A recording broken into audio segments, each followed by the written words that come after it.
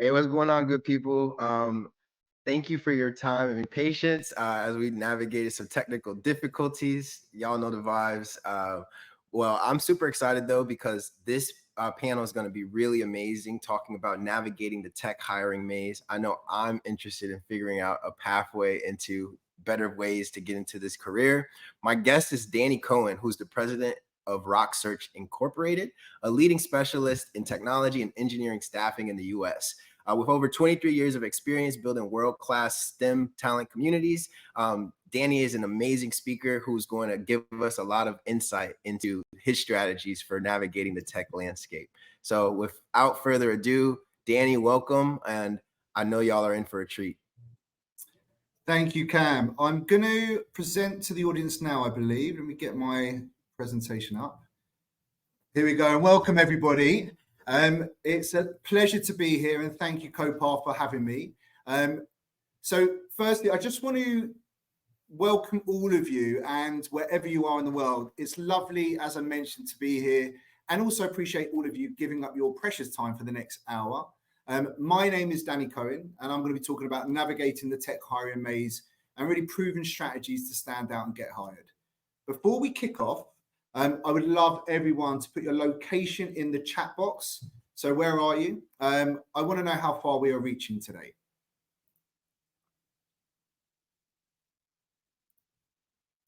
New York City, here we go. Columbus, Atlanta, New York, Brooklyn. Love it, love it, love it.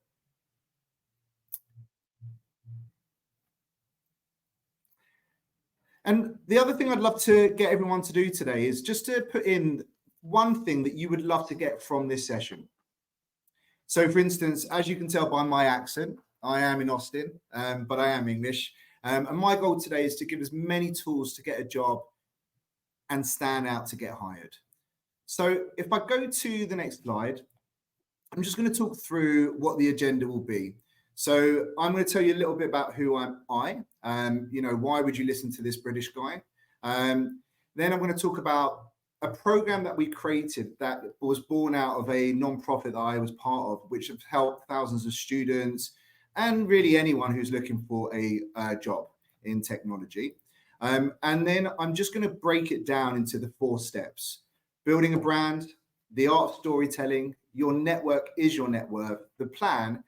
Give you a couple of examples, and then we're going to just finish off with a conclusion and a Q&A. So let me bore you a little bit about who this guy is. So a little bit about me and why should how can I help you? So I've been in recruitment longer than I haven't been. So I started as an 18-year-old kid. So I've got 23 years in tech staffing. I've worked for 3 companies during that time. Currently the president of Roc Search, which is a specialist in technology and engineering staffing, but I also sit on several non-profit boards. It's actually how I found out about CodePath. And I'll share a little bit more about that very shortly.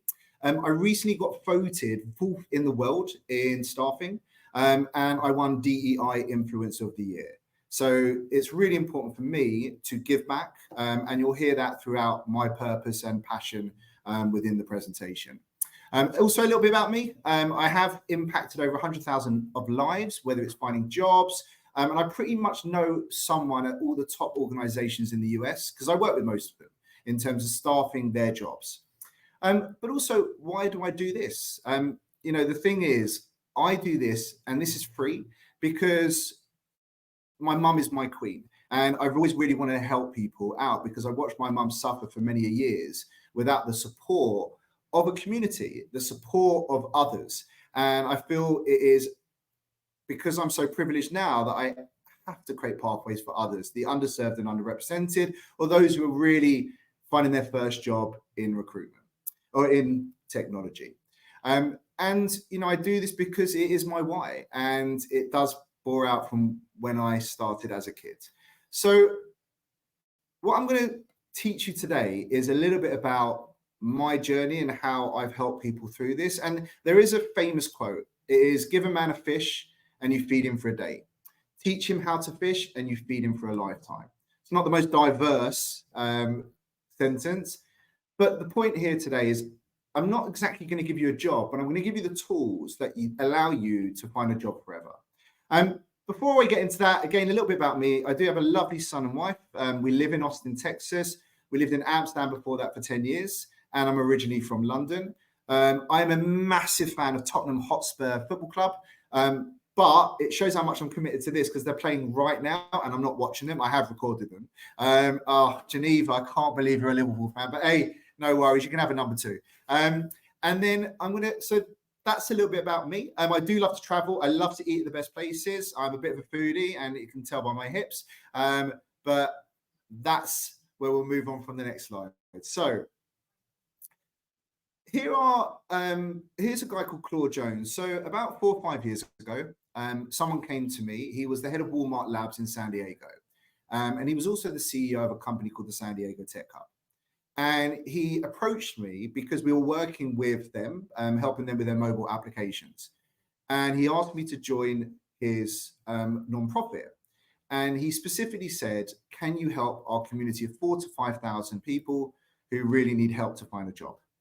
And I said, well, of course I can. I'd love to, but let's build out a program. Let's build out a project, and let's really help others. So we created a program called Hire Me, a really clever spin on getting hired, uplifting and upskilling people to get jobs.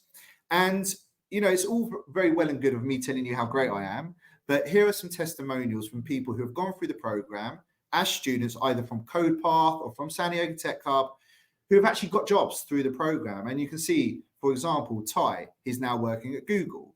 You can see Samantha, she's got into technology transformation. And you can see here 3 more examples of others. Wenchi, who has now become a software engineer at Bloomberg, or Tiffany Chokri, who initially got a job at Citibank and now works at Amazon. And Sylvia Deppen, who is actually 3 years now at EDF, and we still speak today. These people, all they did was follow the program. And of course, there will be other things in that you will require. So hopefully you can all walk away today. When you're looking for that job, you'll be able to find it. So if we go to the next slide, I'm going to first touch on your brand. So in short, I want to ask those in the room, what do you think 8 seconds means? And if you just put in the chat box what you think it means, what do you think 8 seconds stands for? Time for first impression. Thank you, April. First impressions, a glance. Yeah, I think you guys are on it straight away. So there is a statistic, and I know a lot of the statistics are made up on the spot, but I work with hundreds and thousands of recruiters. I speak to a lot of hiring managers. Perception is projection. What you project out is what people perceive. You have 8 seconds to convince a recruiter to stay on your profile. That's not a lot. So it is so important to keep it simple, be very clear to hiring managers and recruiters that when they look at your profile first, they can tell instantly who you are and what you do, or what are you looking for. Now, a question to all of you should be, well, what do you want to be known for? So let's say in 3 years' time, you had what Sylvia had and has become a software engineer, and for 3 years she's been that. What do you want others to know you for? And I think one question that people tend to have is, well, I've got no experience. How can I be a data science engineer, or how can I be an AI or software engineer? You don't have to be a subject matter expert to become one. So things like in your resume or on LinkedIn or wherever you want to go, it really is important to be very clear that I'm an aspiring AI engineer, or I'm a future data scientist. This way, you're identifying to your market what you're looking for, and you're being very, very clear to yourself that this is the role that you want. It allows you to be searched on a keyword. It allows people to be attracted to you. And that is absolutely essential when I or any of our recruiters are looking for people. These are the things that we do. Now, as I'm sure a lot of you can see today more than ever, social media has really taken over. If you think about, for example, I haven't mentioned on here, but TikTok and the cancer culture. TikTok now, if you make a tweet from 10, 20 years ago, it can be found. So your social channel, your brand is so important because people like me who are always hiring for our customers and myself, we will be looking at you and going, okay, I've got your LinkedIn. Let me make sure it matches up to your resume. And you know what? We have access to Facebook. We have access to Twitter, X.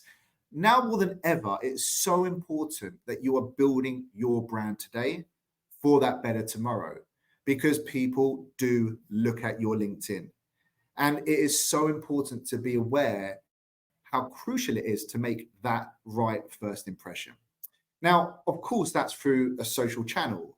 But when you're in front of people, I am honestly as authentic as I can be. I've got tattoos, I've got piercings. And I, yesterday, was at one of the largest women in tech events where I moderated one of the biggest panels. And I am who I am now. And I feel it is more important than ever to be your authentic self. That doesn't mean to say that you go in with shorts, whatever, ripped jeans and look unprofessional, but you have to be comfortable being who you are and owning that. But also being aware and adaptable to the customer in front of you, the audience who is watching you, because you always have to make that impression. But today more than ever, be yourself, be your authentic self, but also recognize that your brand is being watched all the time. And as I earlier mentioned, perception is projection. So that's the brand part. And that's the first part of when you're building out and looking for a job. Make sure you know who you are. That's where it starts first. So the second part is building your story. So when I first got asked 15, 20 years ago to do a speech, I've got to be honest, I absolutely freaked out. It was in front of 400 people, and I'd already done a few speeches in front of a smaller groups, and I was okay. But I had this fear of public speaking. And I don't know if you know this, but fear of public speaking is up there nearly with death, people's fear of death. It is that terrifying. But there is an art of storytelling. And the art is building out a process. It is practicing what you preach. So if I was to ask any of you today, and you can just write yes or no, I'm not going to call anyone out, but if I was to say to you, I want you to share me your 2-minute elevator pitch. I want you to share with me your story, and I'm going to hire you based upon that story. How many of you would feel confident today that I could put you on the spot now in front of the group and you could share your winning story? And I'll wait for you to say yes or no. I'm not going to, well, I might do later, but I'm not going to call anyone out to deliver your pitch to us.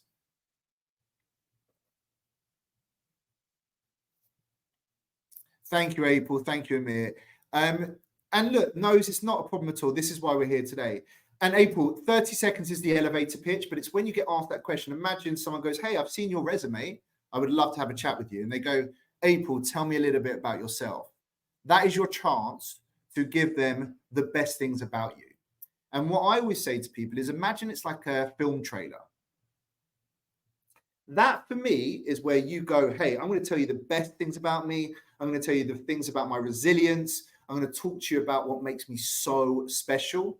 And I'm going to give you the best bits of my film. And my film is my life, but I'm going to give you that 2 minutes. Now, of course, being put on the spot is what's going to happen in interviews. And they're going to ask you some really random questions, but there is going to be a consistent question on any interview. Tell me about you.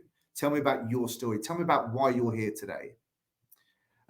April, no one's going to be sick of you, but no worries at all if you don't want to join, but no worries at all. So what I'm getting to is it's really important to make that first impression count because you don't get a second one.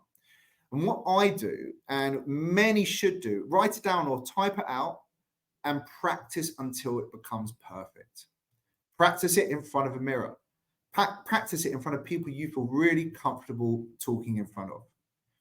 Give them enough that they're excited about it. Give them enough that they want to know more.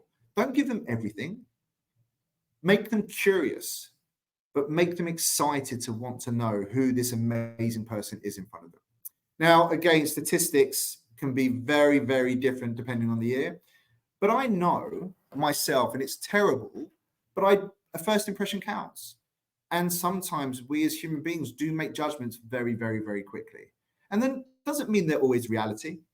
But what I find when I'm interviewing someone, in the first 2 to 5 minutes, I'm usually making a kind of decision on whether or not I can see this person working with me or working with our customers. So that's why it's so important to get your story right. If I go to the next slide, this is where it really talks about your network, and your network is your net worth. I'd like to ask everyone a question. What do you think the number 250 means?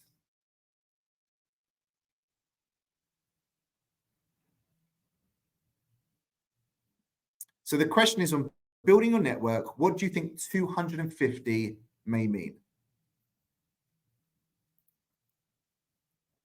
Average number of people who know you. Good answer.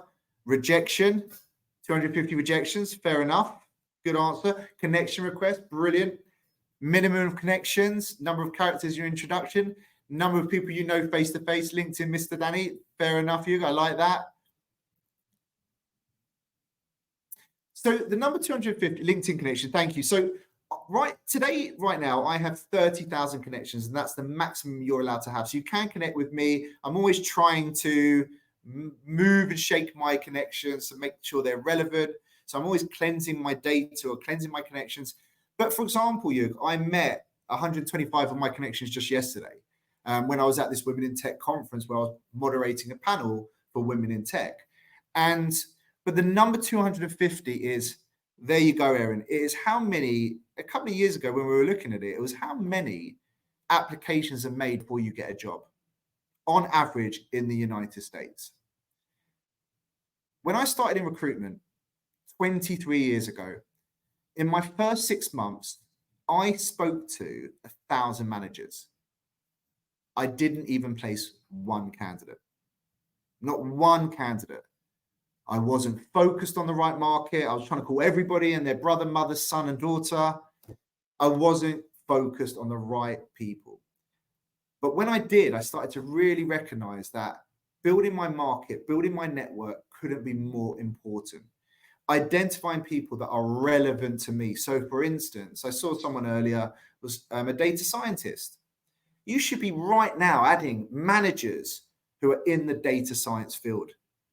You should be right now speaking to recruiters in the data science field. You should be going to events right now in the data science area. You should be talking to communities who are supporting people in these areas. You should be even asking your friends, tell me about data science. Do you know anyone in this space? Talk to mentors who are data scientists, who can give you support, who can give you advice, because I promise you, there are so many people out there who would be willing to give you that time, who would be willing to give you that support. And honestly, when I get approached by people, and I get approached quite a lot to say, can you help me? I'm always willing to help. Because it's quite powerful when someone goes, hey, can you help me? I'm like, yes, of course I can. I can save the day. Well, I feel like a bit like Superman or Superwoman. The key is there are people out there who really do want to help. They really, really do. But sometimes there's fear. There's the struggle of just even getting past that. Do I even want to approach these people? And I have this saying, I've had it all my career. When in doubt, send it out. And what that means is very simple. If you have a resume that you want to send out, just send it out. What's the worst that can happen? Well, the worst that can happen is you don't hear from them or hear from her. And guess what? Chase, and chase. I want to see people who are enthusiastic, who want to speak to me. I want to see people who want to connect, but I want to see people who are resilient, who are, persistence always beats resistance. It really does. And I know there are some clients who I've been trying to speak to for years. And I was talking to one of my colleagues the other day, and I spoke to them about a client I used to work with in Amsterdam called ING Bank. And there was a manager there who for 3 years, every month, I would call him. And his name was Ferry Philippi. And he would never respond. And then after 3 years, 36 reach outs, he responded and goes, I'm hiring. And we placed a C+ developer. It was years ago. And then a month later, he goes, Danny, I've never seen someone so tenacious. I'm actually looking for a job myself now. Can you help me? Now, deep down inside, I think he actually was nice to me and gave me the job the month earlier because he probably wanted a job himself. But hey, It was me being really persistent. So April, don't give up, ever give up, because I promise you it will happen, but you've got to build your network. And look, the fact is, recruiters like me, we get paid for it. So input always beats output because the results will come through, but just getting your resume out is crucial, because the truth is, in anything, especially when looking for a job, it is a contact sport. The more contacts you make, the more chances you create. So if I go to my next slide, what we all hope when we're building a plan is it's going to go like that first picture at the top. It's just going to be easy sailing. You're going to ride a bike and you'll get to your goal, and you'll get to your finish line and you'll be, woohoo, I've got a job, I'm happy. It's definitely not like that. As you can see on the slide, the truth and the reality is it's ups and downs. It's thunderstorms and bears. It can be very, very tough. So the key is to build a plan from day one. And that plan could be, okay, this week, I'm going to work on my brand. And by the end of Friday or by the end of Sunday, I'm going to make sure that I've checked all resources, I've checked all other LinkedIn profiles, and I'm going to build the best brand in the world. I'm going to look at all my social channels, and I'm going to do that. This week, I'm going to work on my story. And then next week, I'm going to start adding those connections. I'm going to start building my network. I'm going to start connecting to the right people. It is very important to have very clear goals, timelines for yourself, and be really disciplined. You know, I'm a big believer in your why, but it's irrelevant if you don't have the discipline to get there. The other thing that I would say to every single person here today is focus on the small wins. It's very easy to beat yourself up if you're not getting a job, but the key is not the job. If you focus on every single week, that timeline and those actions, and celebrating. I did my story, amazing. Celebrating that, it is so crucial. But celebrating the journey, because it can be really tough. You know, only celebrating the finish line when you're running a marathon can sound awful and painful. So there is, I like UFC, which is Ultimate Fighting Championship. And one of my fighters in the old days, he's not really that good anymore, is Conor McGregor. And his coach wrote a book called Win or Learn. And it's something I really take solace from. Winning, celebrate. Celebrate hard, because you're working hard. If you're going out there and you're trying to look for a job, celebrate. Celebrate every little win. But any time that you feel like you're failing, learn from it. I promise you, when you're doing well, everything's good and you don't really look at the cracks. But when it's not going well, you're like, oh my God, it's the worst. I don't feel good. I feel like I'm losing. Well, actually, you're learning. And that is the key, to learn through this. The other thing that I would really recommend all of you do is find your tribe. Find the people that you can lean on when you're going through this journey. It is so important when you're going through a journey like this that you lean on those around you, whether it's friends, family, colleagues, ex-colleagues, students, other people that you can talk to who will pick you up. You know, the whole saying, you're only as good as the 5 people around you. Find a good 5 people who can bring you up when you're having a moment, because you need that. It can be tough. And then, of course, remember why you're doing it. Maybe it's because I've always had that dream to be a software engineer, or maybe I just want to make loads of money and I know I can by being in technology. Whatever the why is, don't ever forget that, because that's that light when it feels a bit dark. So, as I mentioned, there's a lot in there, but in conclusion, keep it simple. Don't try to think that you need to reinvent the wheel. You know, it's really simple. Building your brand can be really simple. Don't overthink it. There's so many tips and tricks and guides out there, but give yourself a deadline. Secondly, you know, it is never too early to start building that brand. It is never too early to start working on that story. It is never too early to start building your network, but it's so important today that you start working on that plan. The other thing as well is have fun and enjoy the journey, because you can either go into this and not. You can make it tough for yourself. You can beat yourself up, or you can have fun doing it. Look, honestly, job searching can be really tough. And I'll give you an example from my own experience. I worked for one group from 18 years old to 38 years old, 20 years at one company. And when I left that company, I went out and tried to have fun. I spoke to everybody. I interviewed at 31 different companies. And the reason why is because I hadn't been on the market for so long. I actually just wanted to, like, finding my king or queen, I wanted to kiss a lot of frogs. So I wanted to find out what the market was like. So I spoke to everyone and I really enjoyed it. I really tried to figure out what was right for me. But because I knew my why, I knew why I was doing it. And so I enjoyed the journey, had fun, but constantly remember why I do this. And look, evidently, it's, it is hard work, but believe in yourself. Now, for me personally, I want to be the change I want to see in this world. Now, everyone's different, but that's what I want. And that's why I do things like this today. I'm so honored when Geneva contacted me to come here today, because I'd love to help. Even if one person today goes out and finds that job from some of this advice, it will mean the world to me. And obviously, if you want more time, I will always give it. But I wanted to reflect on someone who is not a student, but a CIO. And this lady is called Nina Facenti. She's based in Florida, and she worked for Royal Caribbean for many years and lost her job. And I remember speaking to her, and I said to Nina, when we were going through this coaching program, don't worry, it's going to be okay. I promise you'll get offers. Just follow the process. Just follow the process. So I asked her before today, it was only a few days ago, hey, Nina, I'd love a testimonial from you. I'm going to be speaking to students around finding a job and navigating the journey they'll be on. And so I asked her, what would be your advice to the students today? And this is what she said. So it was really this was a year ago since she's been at Princess Cruises. And I said, how the heck did you remember that? She goes, I'm a really good note taker, but it changed my life, Danny. So this is what she said. There was so much great advice that resonated with me that I felt could action. And here are a few nuggets.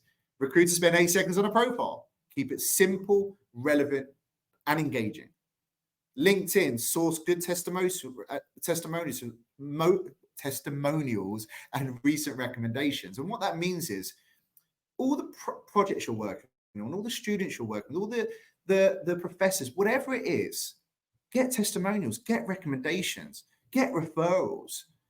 As I said, your network is your network, and you don't know who could be the person who could introduce you to your next job. Work on your storytelling. Focus on what will get me in the door. Write down all the things that make you amazing, that made her amazing. There are so many things. Ask your friends if you don't know what your superpowers are. But think about why you do this, what your purpose is, and the person behind the wins. Talk about your struggles with future hiring managers and how you dealt with them and what got you here today. But be confident you can do it, because you can.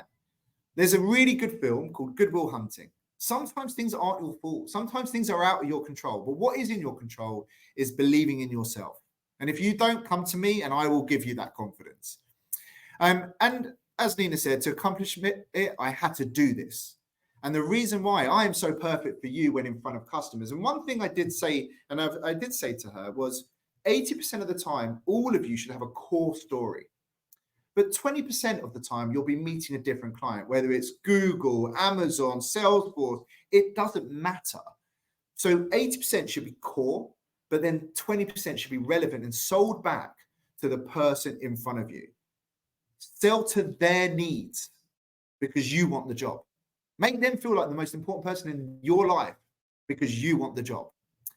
And as Nina said here, networking, play the numbers game. And this made everything to me. When I flew over to Florida and met Nina to talk about working with Princess Cruises, she said to me, Danny, you did tell me not to worry about getting an offer and follow the process. And then I got 3 offers to decide from. So, a lot of people go through imposter syndrome. She did, many of us do. But she fought and was brave enough to open up and talk to me about this. So we had one session, but we had many after, because she came to me. And my ask of everyone is, if you want that support, I will always try to find the time for you. I then spoke yesterday, as I mentioned, at a Women in Tech conference, and there was this amazing woman there called Charlene Jenner. Charlene is the Vice President of Digital Marketing for the American Heart Association. She's also the SMU Adjunct Professor. And she presented on AI. And I said, look, I'm speaking to all these amazing students. What would be the one thing you would tell them? And she said, it's EQ over IQ. We're stuck on our computers all day. Get out there and become emotionally aware. Talk to people, figure out how to work differently, because the softer skills are the hardest skills to have. You know, we know now people can code and AI is taking over, but it is the emotional intelligence piece that is really setting people apart. So finally, this is one thing I've learned over doing these sessions thousands of times, is there's a saying, you can lead a horse to water, but you can't make them drink it. All of this today is free coaching advice.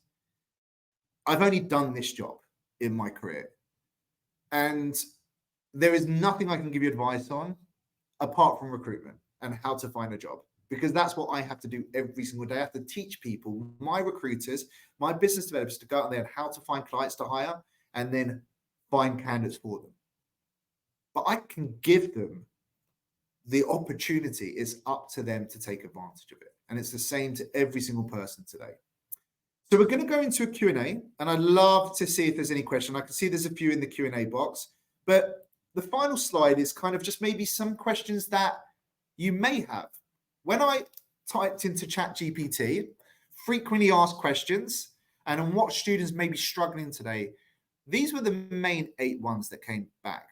You know, it said lack of experience. Many students struggle with the experience paradox. Absolutely. Tiffany Chokri, who I helped 3 years ago, specifically stated, I don't have any experience. I go, but you've done lots of projects. And if you haven't, go out and get projects. Offer non-profit support. Build your resume. Of course, it leads to frustration, but show that future employer that you're hungry and ambitious. Of course, technology is evolving. This is a chance where you want to show that you're a learner and that you're curious. And that is the key, to show that curiosity. So I'm going to hand into I believe we're at the phase where it's Q&A. So I'm going to go through the questions. Please ask me anything. As you can see, I'm quite an open book. So the first thing I've got here, I'm going to go down. Here we go. Could you please, one sec, let me see. Okay, so I've heard from recruiters that their inboxes are always being filled and that unnecessarily reaching out actually reflects poorly on candidates now. With everyone reaching out on LinkedIn now, any update advice on building one's network? Amy, that's a great question. Amy Fung asked that. It's a great question. So Amy, the recruiters say that because they don't want to get bothered. If it's a specifically tailored message, if you just spam people, which is what people get a lot of, that's the first thing. If it's the same message to everyone, I'm looking for a job, can you help me? They're like, Spend 1 minute to 2 minutes on their LinkedIn profile. Find something that will show that you've actually looked at them and you really care about the person in front of you. That's the first thing I would say. Secondly, this is a big one for me. Don't write a long spiel on the message to that person you're trying to attract. Make sure that if they open their phone or they open LinkedIn or they open their email, it's short, sweet, and relevant. It's simple and engaging. And there's loads of templates out there that I can help you with or you can create, but make it look like you actually have found a way to approach that person. The other thing as well, Amy, there's a lot of people when you approach companies that got jobs there, junior people who are entry level. Connect with them and find out how they got into the job. But I'm telling you, no one will think it reflects poorly on a candidate if you are constantly trying to approach a client and get a job, unless you aren't listening to the feedback. If someone says, look, you're just not right for this reason, take that feedback. You can challenge them, but don't just shut them down. Take the feedback, listen, because we have 2 ears, 1 mouth. We should be listening more than we talk. And I'm a talker. So I have to really be listening all the time to my customer needs because I have to sell back to that. And it's the same. But honestly, recruiters we're very busy. We're getting a lot of resumes. So you have to make it relevant. And what I try to always do is go, okay, I see they're looking for 5 things. How can I sell back to those 5 things? And there is a thing called FFNA, fact, find, need analysis. Find out the facts and the needs of what they're looking for and sell back to that. The next question I've got here is from Erin Forrest. How do I balance showing my personality while still keeping it professional? Is it okay to joke around a little in interviews, cover letters, or does it come off as professional? I mean, that's a great question. I think I talk about being authentic, and I think people work with people. That's a true statement in life. I see people buy into people. When I hear about the biggest customer opportunities I've won or others have won, it's because there's a relationship, or they built that relationship because they've shown that commonality. I think jokes, be politically correct. You never know the audience. You never know how. There is a cancel culture out there, so just be conscious and mindful of that. But do you know what? We see the same resume all the time. Be a bit creative. ATSs do pick up in keywords, play the game, be smart about it. But I do recognize how important it is to be your authentic self, Erin. And I really love that some people just won't like me. There's a sandwich spread called Marmite. You either love it or hate it. I don't think people hate me. I don't know, but you're not going to please everyone. And eventually people will find out who you really are. Sorry, I missed one here. What do you wish applicants knew about ATS? Look, we're all having to deal with these kind of systems. I think there's ways to get around them. There's ways to play the game. I personally recommend trying to go direct to the hiring managers. I know people will say go through ATSs. They can be the bane of our recruiters' lives as well, because there's a lot that go into them and they take time.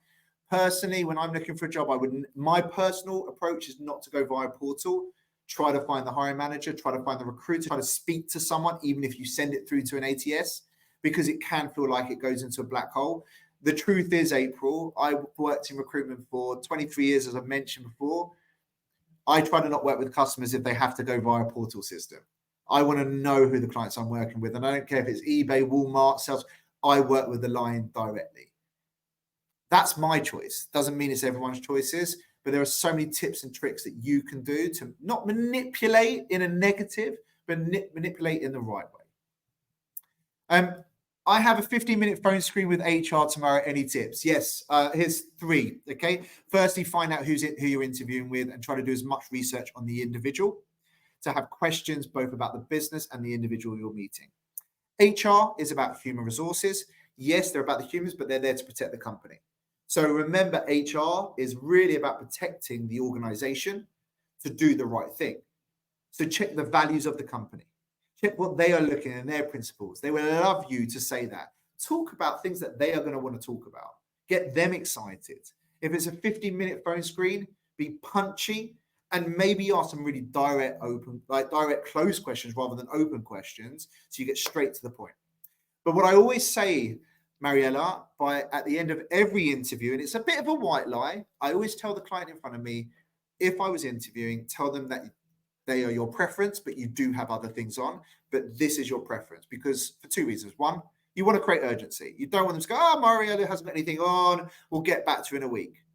You want to show that you're a hot candidate on the market, that you have got other interviews, and say, look, this is my preference, but I do have other things on. When should I hear back from you? And if they don't know, say, no worries at all. But if I don't hear from you, I'll give you a shout in a few days. Have a wonderful, wonderful week. What have been the hardest talent skills to finding candidates? Well, look, first and foremost, AI machine learning is absolutely going crazy right now. I went to the AI4 conference in Las Vegas, and there were 138 clients hiring. 138. I met one manager who needed 28 data science engineers. I met the VP of Pfizer, who goes, we're building out the entire machine learning division. But that means there's going to be software engineers needed, front end, back end. There's going to be full stack everywhere. There's going to be network engineers. There's going to be so much going on. But honestly, when I look at AI machine learning, we are so unaware of what is going on and what is going to happen. And I got a stat yesterday, and supposedly, if you think about the AI, generative AI, and just what's happening, there was a stat yesterday where how many the translation, the voice manipulations are there going to be on AI? Supposedly there's going to be like 8 billion different alternatives out there. And I didn't even know there was that many people in the world. So the thing is, there's so much need in the market right now, especially in tech. You're in the right space at the right time. But to give you an example, in AI, there's a multitude of spaces that you might want to enter into. And for me, if you look at AI, for example, we have a client, a very, very large pet healthcare company, who are looking for AI engineers with GPU. So when you, for example, go into the AI space, or you go into front end or back end, whatever you want to or have a passion with, find out the niche within the niche. That would differentiate you. But there is so much opportunity out in the market. And honestly, there are ways and tools. If you just type into Google, what are the most in-demand skill set today, but also say, what are the most in-demand skill set for tomorrow? Because the times are changing, they are evolving. The metaverse is here. AI is going crazy, but I'd always be future thinking. But if you're in tech and the forever rapidly evolving technology, you will be okay. Could you please, from Timothy Chung, could you please address the fine line balance between finding your niche, building your brand, I'm an aspiring SW, software engineer in AI plus robotics field versus branching out and sending as many connections as possible? So that's a great question, Timothy. Be as focused as you can. So I really do think if you are a software engineer in AI robotics, there are thousands of connections in that space, thousands. Or if you're just looking to get a job and find your feet and get your resume built up, software engineering, there's millions. So it really depends, but you can do both approaches. You can do 50%, 50%. You can build up 50%. I'm going to do this, 50%, I'm going to do that. My suggestion is always 80-20, the Pareto rule. Focus on the one main thing and then 20%. So if you really want to get into AI robotics within the software engineering space, 80% of the time, focus on that. But I'll give you a little bit of a tip. When you type into LinkedIn, AI, software engineering, add the word hiring in your search bar. And you will probably get 250 managers or recruiters saying, I'm hiring for AI and robotics engineers. You will be shocked how many hiring managers are literally saying, I need you, and I need you right now. Yash, I've heard that recruiters have talent pipeline, for example, Ivy League students first, referral programs, no opt sponsorship. How can an international student in small liberal arts colleges stand out in the biases? Your story is beautiful, Yash. That's the thing. It's about making that story beautiful. So there is a football coach who is now the coach of Bayern Munich. And people challenge him and question him the other day around who he is. And he goes, I was a young kid in Congo. And look at me today. If I had to listen to the doubters, I wouldn't be here where I am now. I shouldn't be here today myself. You know, I shouldn't have the life I lived. You know, I had a single parent mom. I've never met my father. We were homeless. I was on the streets from 16 to 18. And then I got lucky and found a job. You know, there's always going to be haters out there. There's always going to be, oh, well, you're not this, you're not that. But my God, when you build your story, this is your opportunity to tell them that you are an international student and that you are brave enough and courageous enough to get out there with the background you've got. But what you can do is add the other things. Show that you're looking to learn. Show you're a learner. Show you're willing to work hard. Show the extra things that you do that will make you stand out. When I was 18 years old, living outside London because we couldn't afford to live in London, I had to take an hour and a half train every morning to get to work by 8. And an hour and a half train every day. It was 3 hours and did it for 5 years because I knew it would change my life. I remember standing on the streets of London with shoes that had open soles, with the cold on my feet. I had to do what I had to do because I wanted to change my life. There is a means to an end.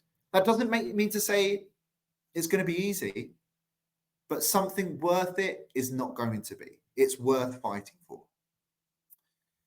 Do you think tech talent hiring from April is spreading out from tech center cities, or is tech reconcentrating with the rise of RTO post-pandemic? So the fact is, April, when the market is a bit tough, and to be honest, just so you know, my company, we are having our record-breaking year in technology staffing. We have doubled our contractor book this year alone. We have broken our 10 years we've been in America. This is our best ever performance. So it doesn't matter. The market is still there and there's still loads of people hiring. Yeah, of course, there'll be some clients going, you need to be in this office. You need to be there. There's a very large telecoms company who hires thousands and thousands and thousands in Denver. And honestly, they need you in the office. But not everyone is like that. But sometimes you have to leave your city to change your life. I went from London to Amsterdam because I got given an opportunity and I grabbed it with both hands. I got a call from my CEO saying, hey, I know you've got a big job in Europe, but I want you to run our Americas.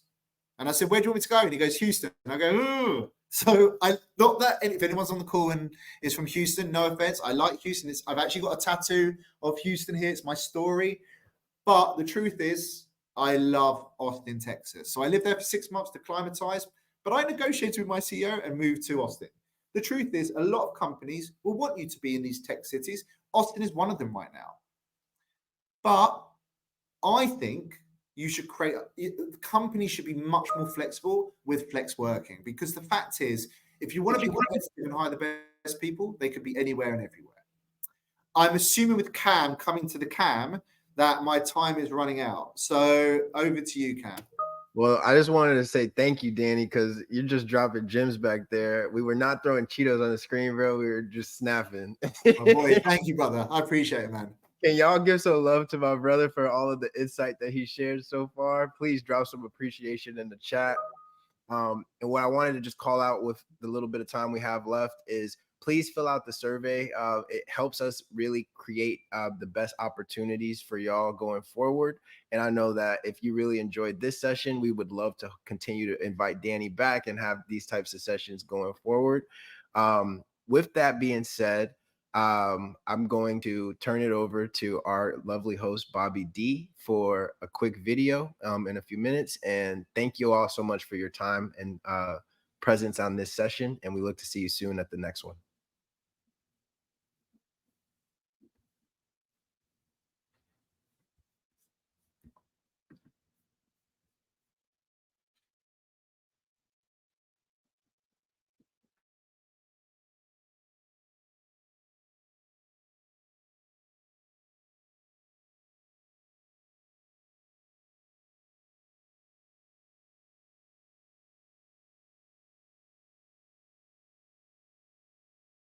Thank you for joining us in this session. I got some information before you leave. It says, please take a moment to complete a brief survey to share your feedback. Remember how valuable feedback is. I'm trying to come back 3 years in a row, and it's all based on feedback, right? To see what comes up next, I want you to head back to the main stage and check out the schedule. See you soon in the next set of sessions.